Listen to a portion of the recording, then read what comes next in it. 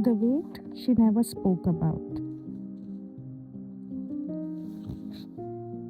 This is not a story about heartbreak. This is a story about the pain we carry, the healing we avoid, the people we meet, and the universe bringing two tired souls to a place they never knew they needed. Take a breath, let the world slow down and listen. This is the story of Mira and Kabir. Part 1. Mira's Quiet World. Mira was the type of girl who looked like she always had everything under control. She was calm, collected, and composed. But the truth? She was tired in ways she never said out loud. Her days were predictable: wake up, go to work, smile just enough to pass as fine, come home, overthink until the walls felt heavy, sleep, and repeat. But the real fatigue wasn't the routine. It was the fact that she felt everything a little too deeply. Every disappointment, every silence, every goodbye. Especially the one she never recovered from. 2 years ago, Mira gave her heart to someone who never knew what to do with it. He didn't break her loudly, he broke her slowly, with inconsistency, with mixed signals, with a love that only showed up when it was convenient. And when he left, he didn't take her heart.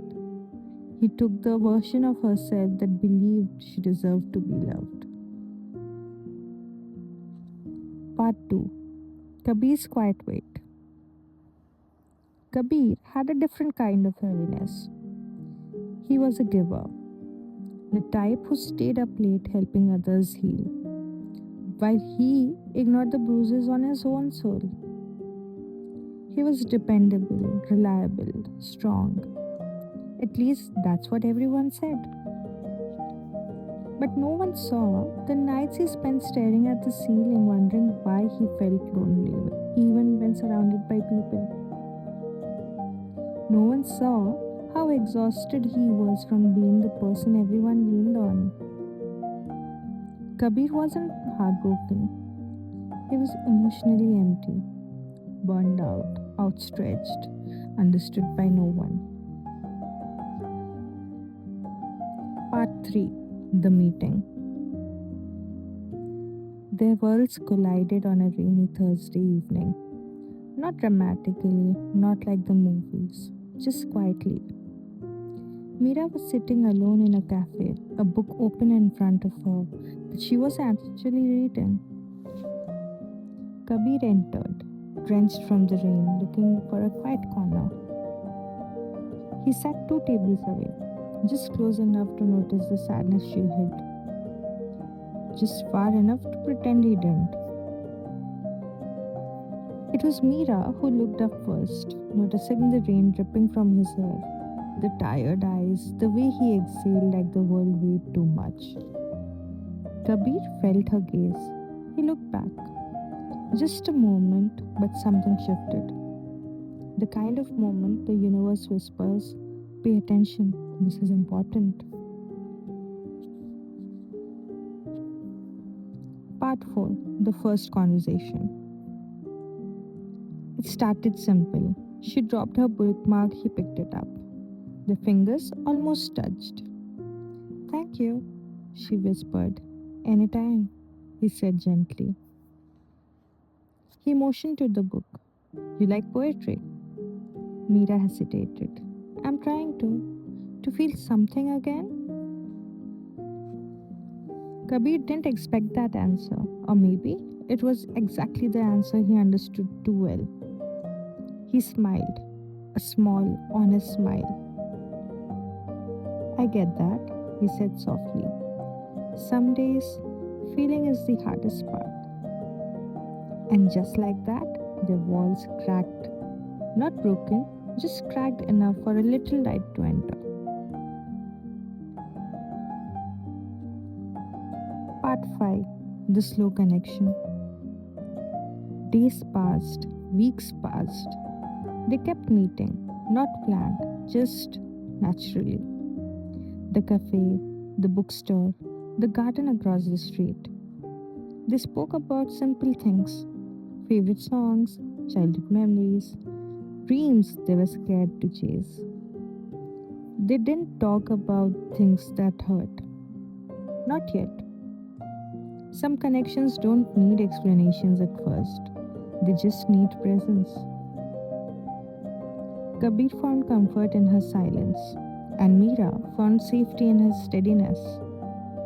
It wasn't love, not yet. It was recognition. Two four souls finally resting after walking too long alone.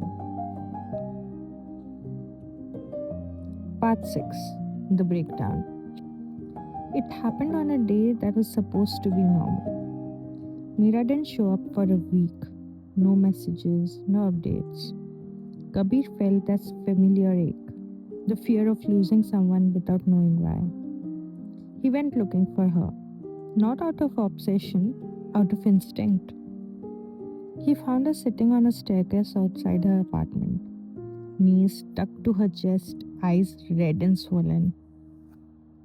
That day? He asked gently. She didn't nod, she didn't speak, she just broke. Tears spilling quietly, shoulders trembling, heart finally giving up the weight she'd carried alone. Kabir didn't touch her, not immediately. He simply sat beside her and waited for her breathing to slow. When she finally whispered, her voice was fragile. I don't know what's wrong with me. Why can't I just move on? Kabir's voice was steady and warm. You're not broken, Mira. You're healing. And healing is messy. You don't have to do it alone anymore. That sentence, that one sentence, broke something and healed something at the same time. Part 7. The Shift. After that night, things changed. Not dramatically, but quietly. Mira started journaling. She took evening walks, she let herself cry, and Kabir began setting boundaries. He stopped being everyone's therapist. He said no, at least he learned to. He allowed himself to rest. Together, they became gentler version of themselves. Not because of each other, but because of being around each other, which made healing feel less impossible. Part 8. The Park Bench Truth. One Sunday morning, the world soft and golden, they sat on their favorite park bench. Mira looked at him, really looked. I don't feel lost anymore, she said quietly. Kabir's eyes softened. I'm glad. She hesitated and added, and I don't think it's because of you. I think it's because you reminded me I deserve to find myself. Kabir felt something warm in his chest. I'm glad you did, he said. They didn't confess, they didn't kiss, they just held hands gently, like two people who finally learned how to breathe again. Part 9. Almost Beautiful. The story didn't turn into romance overnight. It didn't need to.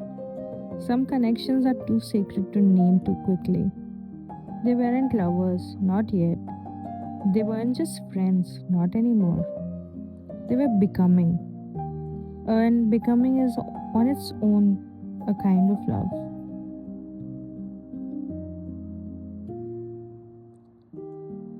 The light returns. Mira didn't heal because Kabir stayed. She healed because she finally chose herself. Kabir didn't find peace in Mira. He found peace in letting his heart rest. But together they found something rare. A connection that didn't demand didn't drain, didn't break. A connection that healed.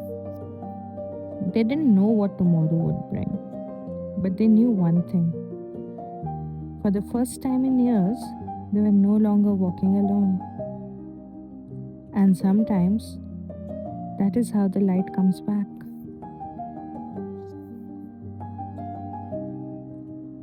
If you want to hear more of such stories, please like, share, and subscribe. Leave a comment and let me know what kind of stories you want to listen to. Thank you. Bye bye. Until next time.